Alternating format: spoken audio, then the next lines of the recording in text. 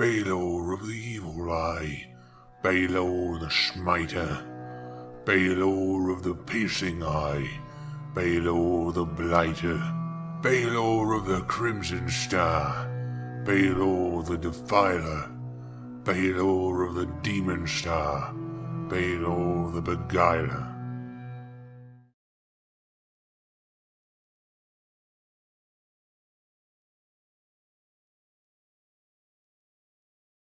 Hey everyone, welcome back to Dungeon Brew. Today we're going to be talking about cosmology, the stars, and everything that has to do with when it comes to building a solar system for your world.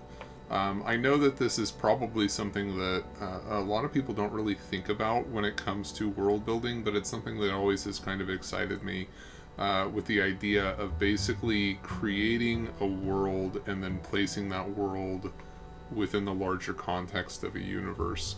Or at the very least within the solar system. So what you just watched as part of the intro was a world that I created in which there was a red star that would appear in the sky every 1,000 years or so. And so the culture of that world had developed a story about why this red star appeared in the sky and what it was related to. And basically what I had done was I had created a solar system in which there was a central star and there was a barycenter that was pretty far out in a much smaller red star that was actually orbiting the larger central star. What this had done has created a situation where there was kind of this elliptical approach of the red star disappearing or becoming very, very faint in the night sky for long periods of time, and every now and again it would return to the night sky in a very bright and visible way, and it would stay there for about 40 years or so. And so every 1,000 years for 40 years there would be this red star in the sky, and the people that lived on that world were basically shaped, and their cultures were shaped by the idea of this star coming into view. Alright, so what does this all mean, and why am I telling you these things?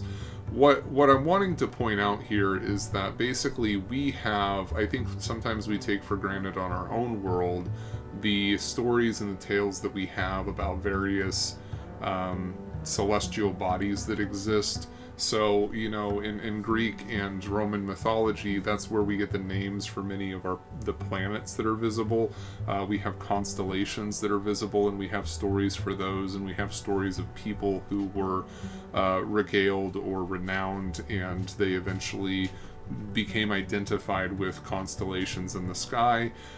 We have stories about our moon, and we have stories about the sun, and all of these things strongly influence the way that our people, humanity, evolved for thousands of years. It was a central part of very ancient cultures, and for us, we've kind of gotten away from that a little bit to the point where we look at celestial bodies more along the scientific lines and not necessarily the cultural lines.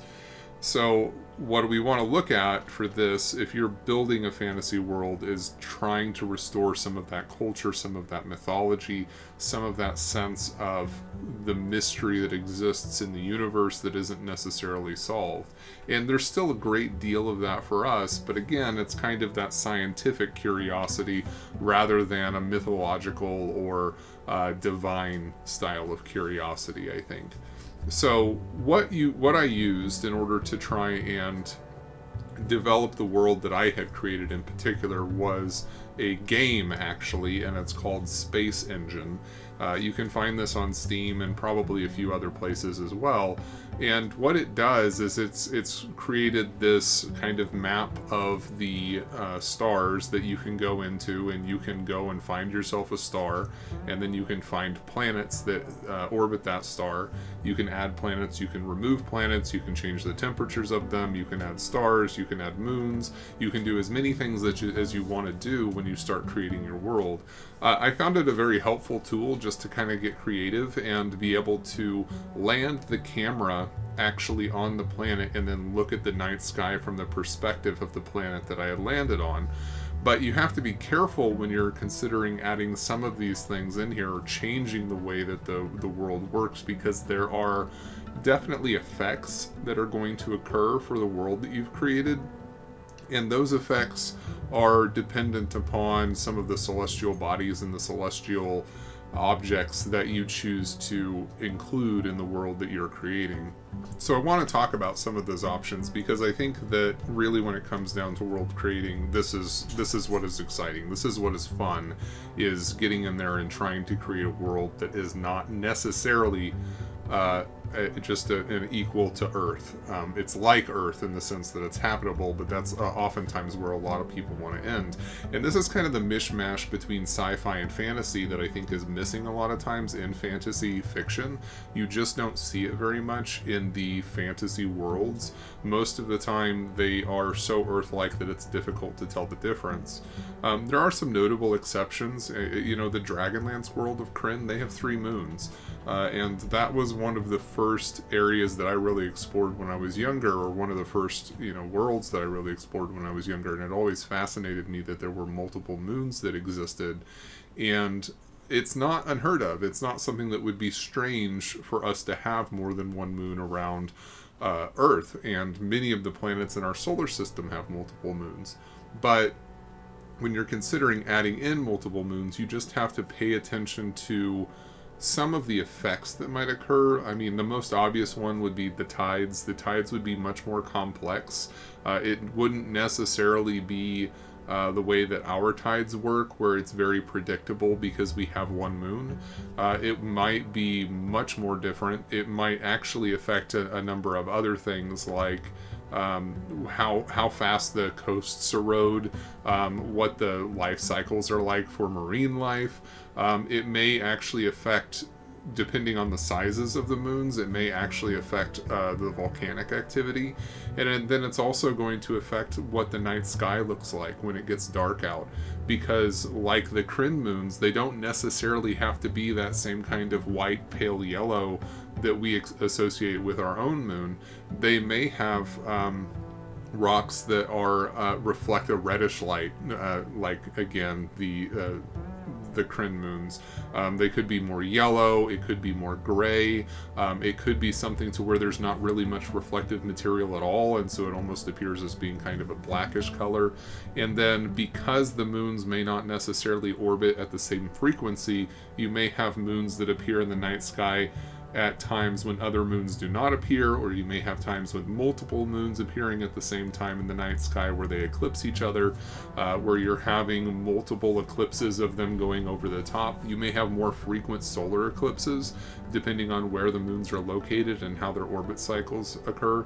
It's just a number of things to consider when you're thinking about putting in multiple moons, and I think that it's honestly one of the easiest ways to add more interest into the night sky and into the world, because those are things that are easily visible. It's something that dominates the night sky, and it's something that your players are probably going to hone in on as noticing that this is different and there's some significance there. So, the opposite of this then would be multiple suns. And the best example we have of this is in sci-fi with like Tatooine, where we have more than one sun appearing. This is definitely going to have a much stronger effect on the temperature of the world and probably the day and night cycles, depending on exactly where those suns are.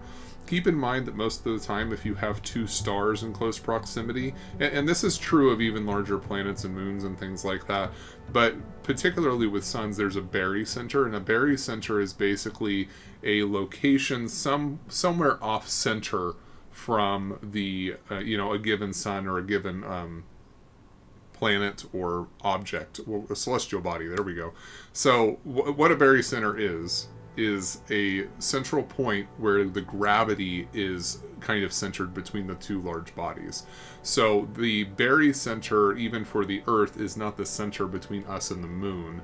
The moon has enough pull to where the movement of the Earth is not 100% centered in the center of the Earth, and it actually exists slightly off-center. For much larger bodies like two suns that are of equal size, the barycenter might be directly between those two objects, and they orbit one another in the center of the galaxy, or in the center of their solar system. And when they orbit in the center of the solar system, it affects how much light is in the sky. So for the most part, your day-night cycles aren't really affected, but depending on where those two bodies are in their orbital patterns, they may be eclipsing one another, or they both might be visible at the same time in the day sky, which creates for much hotter days, or it creates much more light on the planet. So consider how something like that would affect it. This is effectively what I had done in the initial description that I had provided. There were multiple suns. It's just that the barycenter for the red sun, or the red star that was in the sky, was so far off from the central star in the solar system that one appeared much smaller and much more distant. You do have to be careful about something like having a sun and a planet that would like orbit in between, or trade orbits back and forth. Not only is that pretty difficult to try and manage to some degree, but even if there is just the orbital pattern of one, there are periods of time where it would be getting light from both of those suns, which could affect its habitability and things like that. I would encourage you to do a lot more research if you're looking at doing something quite that complex. So I'm going to go through a couple of other options that you might consider when you're thinking about adding in some cosmology or some planetary interest. You can always add in planetary rings, and these can be larger or smaller. They can be composed of stones or ice or any number of things like that. You do have to consider that having larger rings would affect the way that, again, the light is treated on the planet. So there are some really good videos that you can find out and about on the internet that will kind of talk about what if the Earth had rings and that type of thing. But the big things, or the big takeaways that you want to pay attention to when you're talking about planetary rings, is that if there's any axial tilt on the planet, that means that the rings most likely are going to be something like this. They're going to be coming around in this direction. And when they do that, the sunlight for, let's say, the northern hemisphere during part of the year is going to cause huge amounts of shadow to be cast on the northern hemisphere. And when the planet moves around to the other side, the opposite is true, where the sun is going to be going through those planetary rings and causing a large amount of shadow to occur on the southern hemisphere. And this may not seem like a big deal, but for those of you who were in the path of the solar eclipse recently, consider how much cooler it got outside for the brief period of time that the eclipse occurred. It does change planetary temperatures. This may be something that actually causes the planet to be more habitable when it normally wouldn't be, because there is more cool air, or the sun doesn't quite heat it as much. It may change things like the amount of get the gases that are in the atmosphere or something like that normally would cause the planet to overheat, but the rings are causing it to cool off a little bit more. Just kind of make some considerations there for what they are, but also consider what the cultural impact would be for something like planetary rings. Also consider what it would be like living on the equator, where you really would not actually have a sense of where those planetary rings are, because they would almost be completely parallel with your position on the planet, making it very difficult to see them, or just making them appear as like a straight line that goes directly across the sky, effectively dividing your sky in half. Another consideration that you might have is there may be just a closer proximity to some other planets.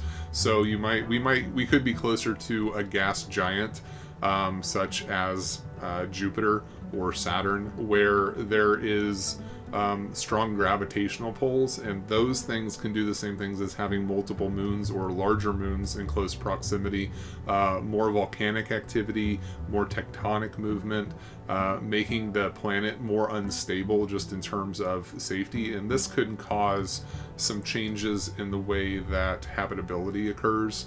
There may just be more of a sense of danger that exists.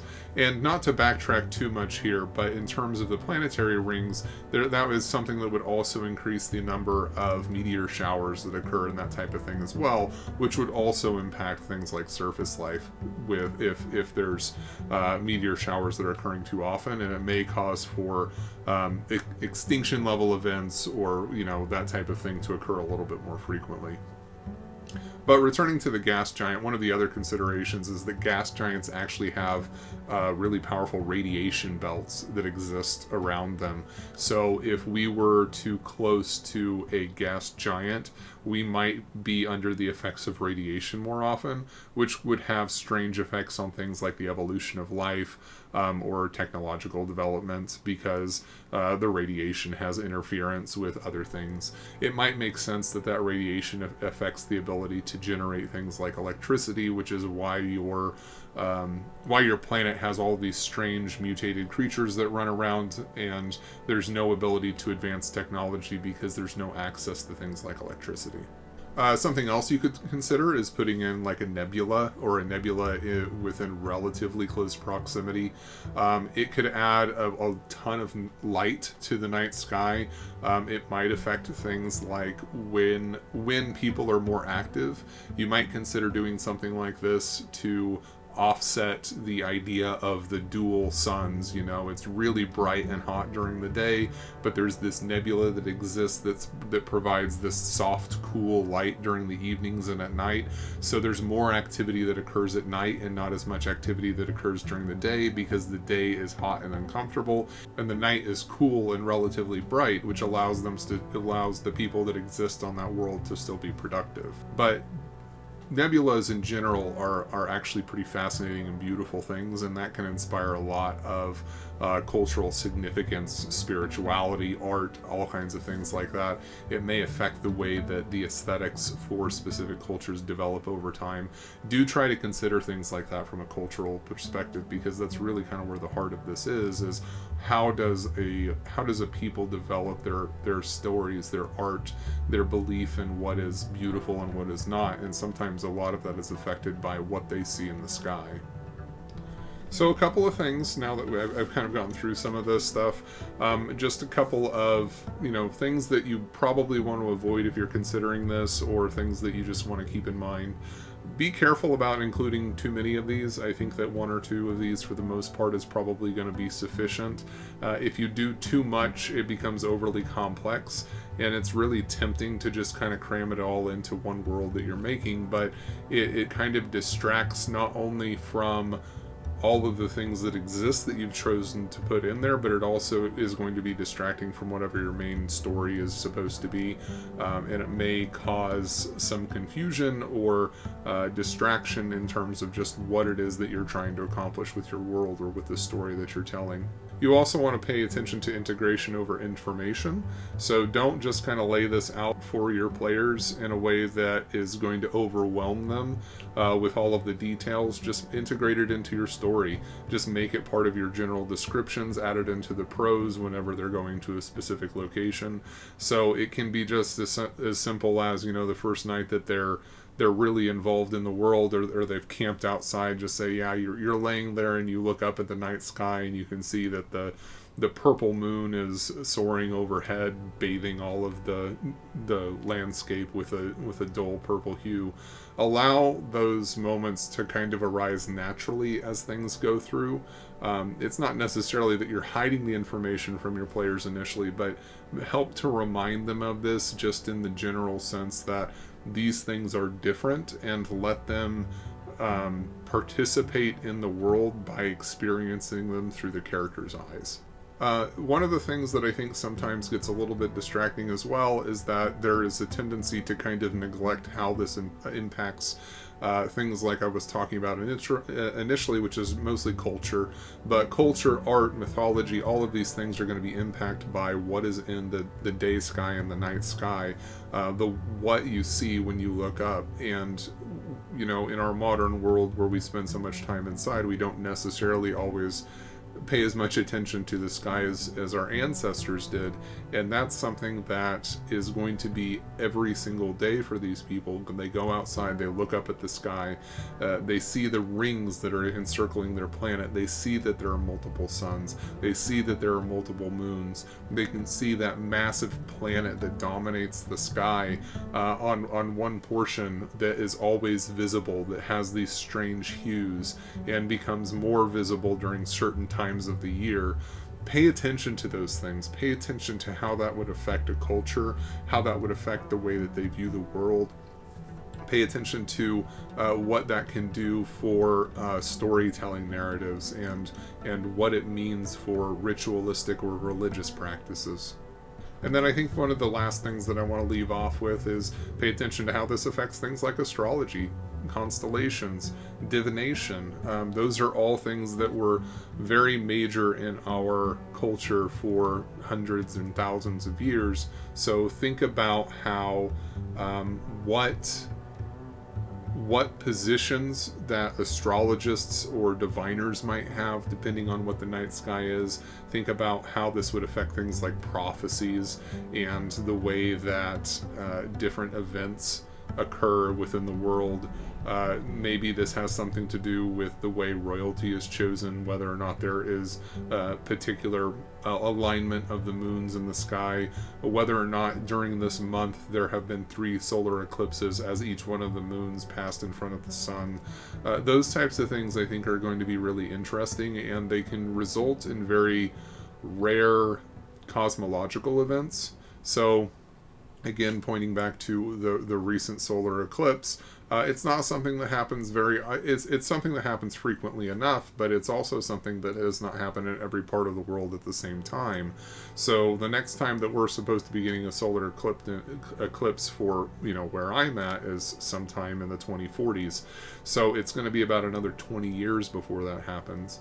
Think about the larger scale of some of these cosmological events where you have multiple moons in the sky or multiple suns in the sky, and you have other celestial bodies, and the infrequency or the randomness of their orbital patterns that result in specific things. So all of the moons appearing in a line on top of each other, or appearing in a line horizontally, or maybe it's something where there's 5 moons and they form a cross in the sky. Whatever it is, those types of things are going to be extremely rare, and when they do occur, it's something that's significant, and it's going to affect the way that people approach their day-to-day lives. It's going to change things and shake things up. Alright, so that's all that I have for today. I just wanted to talk a little bit about this because this is always something that's been very fascinating to me when it comes to my world building. I always pay particular attention to what is going on in the night sky or what's going on in the day sky, because I really want to see a world that is not exactly like my own, so that my players can experience that and get a sense of something that is just not quite the same as what they're used to. If you have enjoyed this, or you think that I have earned it, please give us a like, a subscribe. Please leave a comment down below with any other cosmological events that you think would be beneficial to the world building process. Please correct me on anything that I got wrong, because there is definitely I'm not a scientist. I don't know these things, intuitively. It's just kind of a personal hobby and an interest of mine. So I always look forward to making sure that the information is correct as possible. And as always, I will see you in the next one. Dungeon